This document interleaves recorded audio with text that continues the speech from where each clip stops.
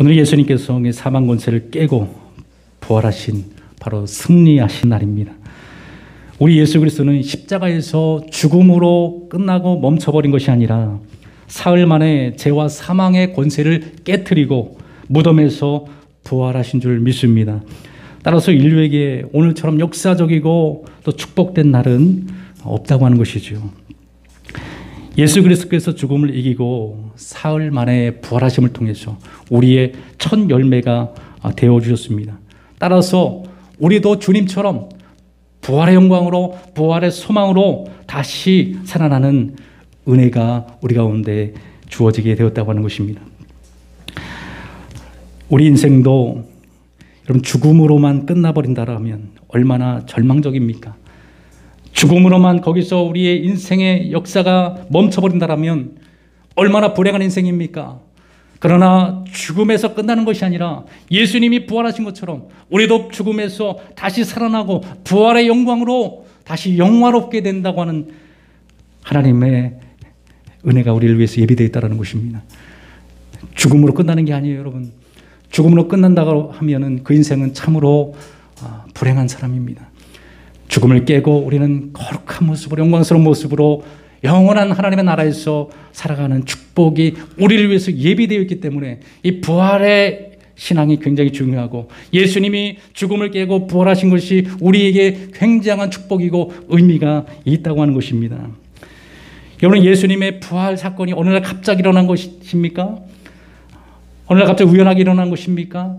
그렇지 않다라는 거예요. 이미 선지자들 통해서 예고되어 왔던 일이 벌어진 것입니다. 하나님이 말씀하셨던 대로 예수님은 죽음에서 부활하셨다는 거죠.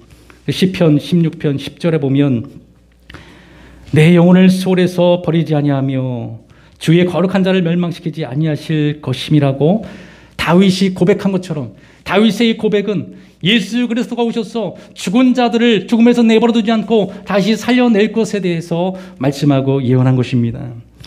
그리고 예수님께서도 요나의 예를 들어가지고 마태복음 12장 40절에 보면 요나가 밤낮 사흘을 큰 물고기 뱃속에 있었던 것 같이 인자도 밤낮 사흘을 땅속에 있으리라고 말씀하신 것처럼 요나가 이미 예수님의 죽으심과 부활에 대해서 예고하고 있었다고 하는 것입니다. 요나의 그 사건, 요나가 물고기 뱃속에 들어가서 사흘 만에 다시 살아난 것처럼 예수님도 마찬가지로 요나처럼 십자가에 죽으시고 사흘 만에 다시 살아날 것을 예수님은 말씀하셨습니다. 마찬가지로 예수님은 말씀하신 대로 예언되어진 대로 죽으시고 사흘 만에 다시 태어나시고 부활하셨다고 하는 것입니다. 그러므로 여러분, 이 예수 그리스도가 부활하지 않았다면 성경의 예언도 또 예수님의 말씀도 다 거짓된 것입니다. 우리 기독교는 거짓 종교가 되는 것이죠. 그리고 예수 그리스도의 부활을 믿는 우리의 믿음도 헛것이 되고 부활을 증거하는 우리도 거짓말쟁이가 되는 것입니다. 또 이 앞에서 전하고 있는 저는 거짓말 목사가 되는 거예요. 제가 여러분 거짓말을 전하겠습니까? 제가 거짓된 것을 증거하겠어요? 만약 예수님이 죽으시고 부활이 없다라면 우리 모두 거짓말쟁이고 또 우리는 모두 불행한 자들이고 가장 불쌍한 자라고 오늘 사도 바울은 우리에게 말씀하고 있다는 거예요. 부활이 없으면 우리는 아무것도 아니고 가장 불쌍한 인생임을 말하고 있는 것입니다. 그래서 고린도전서 15장 17절과 19절에서 우리에게 분명히 말씀하고 있습니다. 우리 한번 다 같이 읽도록 하겠습니다. 17절부터 19절까지. 자, 시작. 그리스도께서 다시 살아나신 일이 없으면 너희 믿음도 헛것이 되고 너희가 여전히 죄 가운데 있을 것이요 또한 그리스도 안에서 잠자는 자도 망하였으니 만일 그리스도 안에서 우리가 바라는 것이 다만 이 세상뿐이면 모든 사람 가운데 우리가 더욱 불쌍한 자니라. 아멘. 부활이 없으면 우리가 가장 불쌍한 자라고 사도 바울은 말하고 있습니다. 그러나 예수님은 말씀대로 십자가에서 죽으시고 3일 만에 다시 여러분 살아나셨다고 하는 것입니다. 예수님은 그 부활을 증거하기 위해서 확증하기 위해서 부활하신 이후에 많은 사람들에게 나타내 보이셨다라는 겁니다. 증인들을 세우셨다라는 거예요. 뭔가 입증을 하려면 증인들이 필요하잖아요. 그래서 예수님께서는 부활하신 자신의 몸을 많은 사람들에게 나타내 보이셨다고 하는 것입니다. 처음으로 막달라 마리아에게 보이셨습니다. 그리고 12 제자들에게 보이셨습니다. 또 엠마로 내려가는 그 2 제자에게 보이셨습니다. 그리고 500 형제들에게 예수님은 자신의 부활의 모습을 보여주셨어요. 그리고 후에 사도 바울은 다메섹 도상에서 예수님의 부활한 모습을 보았고 주님을 만났다고 하는 것입니다. 이렇듯 많은 증인들이 있어요. 많은 증인들이 예수의 부활을 증언하고 확증해 주고 있다고 하는 것입니다. 옥스퍼드 대학의 역사 교수였던 토마스 아놀드는 그렇게 말합니다. 나는 여러 해 동안 과거의 역사를 연구하고 그 사실을 조사하고 이에 대하여 기록한 문헌과 유물을 고증하고 그 사실 여부를 조사하여 오는 중이다. 그런데 하나님께서 우리에게 주신 표징, 곧 그리스도가 죽으셨다가 다시 살아났다는 사실보다 더 분명하고 완전히 이해할 수 있는 사실을 인류 역사에서 나는 보지 못하였다라고 말하고 있습니다. 그 어떤 역사보다도 예수 그리스도 부활하신 것만큼 확증한 것이 없음을 역사학자가 고백하고 있는 것입니다. 여러분, 우리 기독교가 예수의 부활을 허위로 꾸며냈다고 한다면 2000년이 지난 지금에까지 여러분 그 부활의 생명의 역사가 유지될 수 있겠습니까? 거짓으로 꾸며냈다면 그 당시에 조금 해프닝으로 끝나버리고 말았을 것입니다. 소멸되고 말았을 것입니다. 그러나 2000년이 지났음에도 불구하고 그 부활의 생명의 역사는 계속되고 확장되어 가고 놀라운 역사를 이뤄가고 있다고 하는 것입니다. 이것이 바로 확실한 증거이고 우리도 마찬가지로 주님을 만난 부활의 증인인 줄 믿습니다. 파스칼이 그렇게 말했습니다. 만일 예수의 제자들이 서로 의논해서 예수의 부활을 거짓으로 만들어냈다고 가정해보자. 그중 한 사람이라도 본심으로 돌아갔다 하면 예수의 부활이란 전부 붕괴되었을 것이다. 그러나 저들은 순교를 하면서까지 입증한 제자들의 진실성을 보여주었다라고 그렇게 말을 하였습니다. 그 예수님의 부활을 목도한 그 제자들은 그 사실을 성경으로 기록을 했습니다. 그 중에 한 사람이라도 그 많은 사람들 가운데 한 사람이라도 예수의 부활을 부정하고 거짓이라고 말했다면 예수님의 부활 사건은 모두 거짓이 되었을 것입니다. 그러나 한 사람도 부정하는 사람이 없었습니다. 그것이 잘못된 것이라고 말하는 사람이 없었다고 하는 것이죠. 우리 후손들을 위해서 제자들은 그 부활의 사건을 성경에 기록을 해놓았습니다. 그걸 통해서 우리가 지금 사실을 보고 또 주님을 우리가 만나게 되는 것이죠. 또 제자들은 순교를 하면서까지도 그 부활의 사실을 부인하지 않았다는 겁니다. 여러분, 누가 거짓을 위해서 목숨을 내놓을 사람이 누가 있습니까? 그것이 사기라면 누가 자신의 목숨을 다해서 그 사실을 지키려고 하겠습니까? 그러나 그 사실이 확실하고 부활의 소망, 죽음으로 다시 살아나는 영광이 있었기 때문에 제자들과 초대교회의 많은 성도들은 순교와 핍박과 고난을 당하면서도 순교를 당하면서도 그 사실을 사실로 증언하고 그들은 증인으로서 이 땅을 하직했다라는 거죠. 그들이 그 죽음을 두려워하지 않고 죽음을 넘어설 수 있는 것은 바로 이 부활의 소망이 있었기 때문에 그렇습니다. 죽음으로 다시 살아나는 영화롭게 되어지는 그 놀라운 축복이 우리 기독교인들에게, 그리스도인들에게 있었기 때문에 그들은 담대히 주님을 외치며 생을 마감했던 것입니다. 그들은 부귀 영화를 누리지도 못했습니다. 세상에 누리는 모든 영화를 한 번도 누리지도 못했습니다. 고난과 핍박이 그들 삶 속에 계속되었지만 그것을 마다하지 않고 예수 그리스도의 부활을 증언하고 많은 사람들에게 여러분 선포하고 우리들에게까지 그 복음이 증거되어진 줄 믿습니다. 부활 신앙이 우리 기독교를 역동적으로 만들어 놓는 겁니다. 왜 기독교가 초대교회 이후로 전 세계로 확장되어가고 변화의 역사를 일으켜 나가며 하나님의 놀라운 생명 역사를 일어나갈 수 있습니까? 그럼 부활의 신앙이 있기 때문에 그렇습니다. 부활의 신앙이 사람을 변화시키고 새롭게 만드는 것입니다.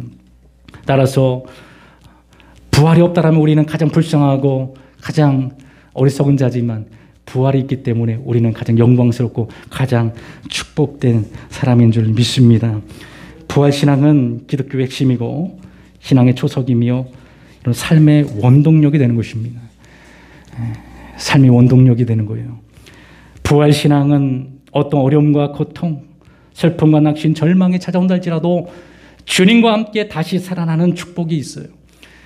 부활신앙을 갖고 있는 사람은 모든 절망적인 상황 속에서도 주님과 함께 다시 살아나고 부활하는 부활의 신앙을 가지고 살아간다는 겁니다. 이 땅을 승리하는 자로 살아간다는 것입니다. 이게 바로 부활 소망을 가지고 있는 자입니다. 부활신앙이 있는 자는 넘어져도 또 일어섭니다.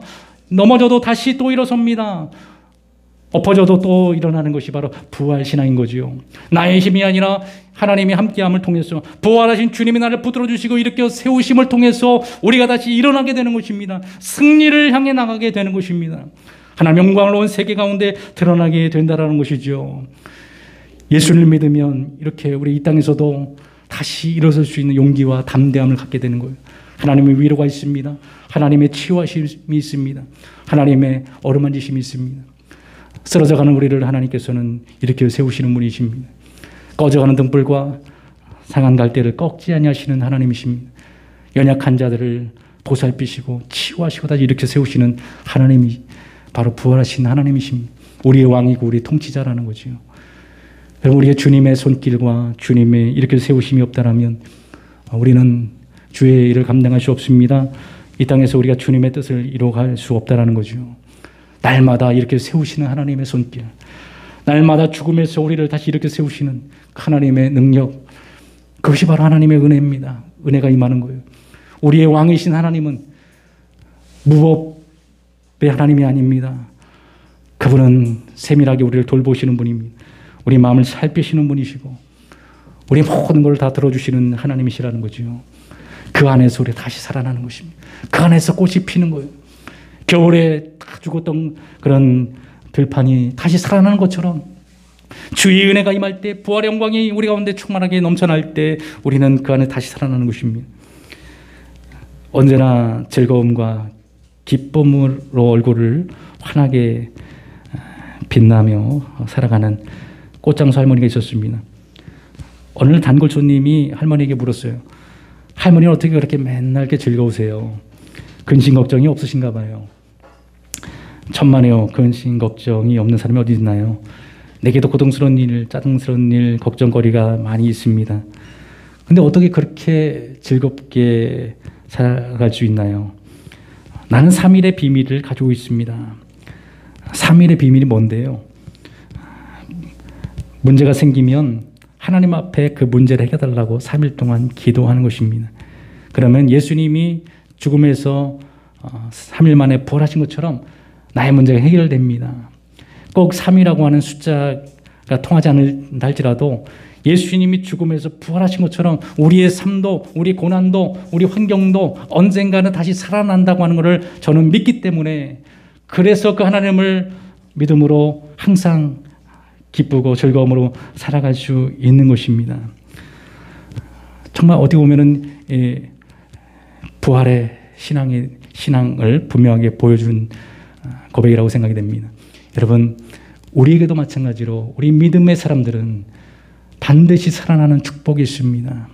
꼭 3일이 아니랄지라도 반드시 우리는 죽음에서, 무덤의 절망에서 다시 살아나고 일어설 수 있는, 왜? 하나님이 우리와 함께 하시고 우린 부활의 소망을 갖고 있기 때문에 그렇습니다. 이 땅에서도 우리는 살아날 것이며, 또한 우리 이 땅을 하직하는 그 순간에도 우리는 영광스러운 모습으로 다시 살아나게 될 것입니다.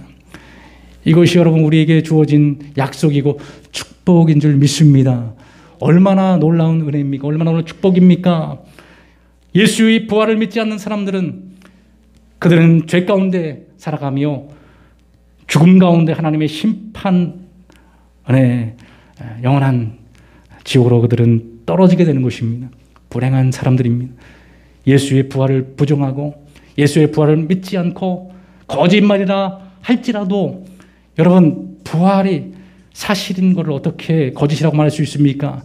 진실이 어떻게 아닌 거로 될 수 있습니까?